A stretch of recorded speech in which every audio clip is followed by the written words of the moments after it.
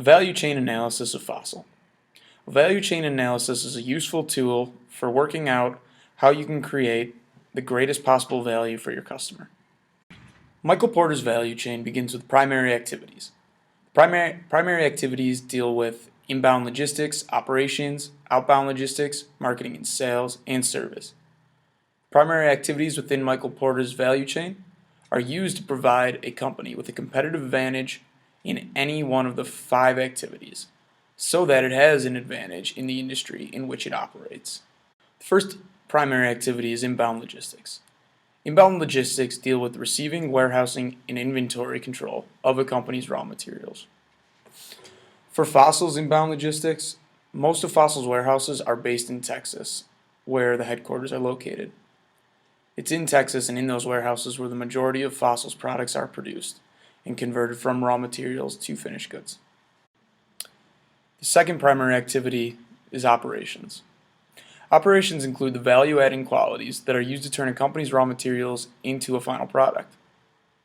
For Fossil in the production centers, the assembly process involves placing a microchip on a circuit board. That board incorporates a section where a battery is placed to power the LED display of the watch. The entire circuit board, along with the battery, is then enclosed into a case, and a wrist strap is attached to complete the finished good, that is, the watch you see in Fossil stores. Following operations, another primary activity is outbound logistics. Outbound logistics is the opposite of inbound, and it deals with the distribution of products from the producer to the customer. For Fossil has been working to cut out the middleman by having distributors of their own, as opposed to doing business with distribution companies. Lately, Fossil has had a very high inventory turnover ratio because they deal with distributors outside of Fossil, attempting to get all their products overseas. This takes longer than as opposed to they believe getting their own distributors to deliver their goods for them. Also, having distributors of their own would not only increase the speed of delivery, but it also lead to cheaper costs for Fossil. Following outbound logistics is marketing and sales. Marketing and sales include the necessary activities to get a buyer to purchase a product. These activities include channel selection, advertising, and pricing. Fossil targets a wide variety of customers, primarily ages 18 to 40 years old.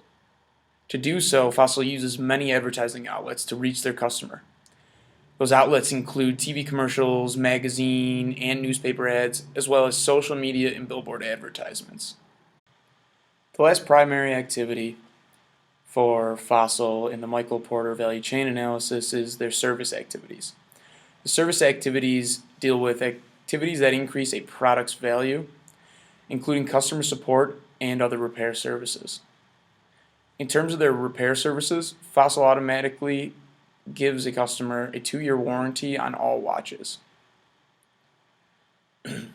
For customer support, there's a 24-hour hotline that you can connect to a Fossil employee and representative that will help you with any questions you have regarding purchases, watch repair, or even just current sales. Anything you have questions about, the customer service line can help you with. Next in the Michael Porter value chain analysis is secondary activities. Secondary activities include procurement, human resources management, as well as technological development. The first secondary activity is procurement. Procurement is the acquisition of goods, services, or works from an outside external source. Fossil not only sells in America, but in 150 countries throughout the world. Fossil even has websites from many different countries like Swiss Fossil, German Fossil, or UK Fossil. Since they distribute all throughout the world, they can't just have services and production centers in America, in Texas. They need to procure outside of America and find other distributors and manufacturers overseas that will help to produce their product and get their goods to stores globally. Next is human resources management. HR management consists of all activities including recruiting, hiring, training, and developing. In terms of their workforce, Fossil employs over 10,000 workers throughout the world. To work for Fossil, primarily more in retail centers and selling Fossil watches, the minimum age requirement is 16 years old.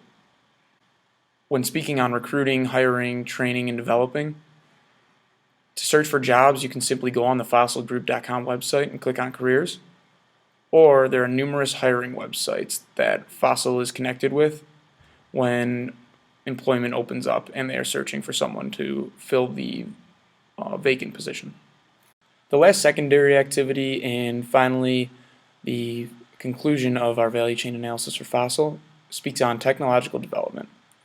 Technological development deals with the equipment, hardware, software, procedures, and technological knowledge that transforms a firm's inputs to outputs.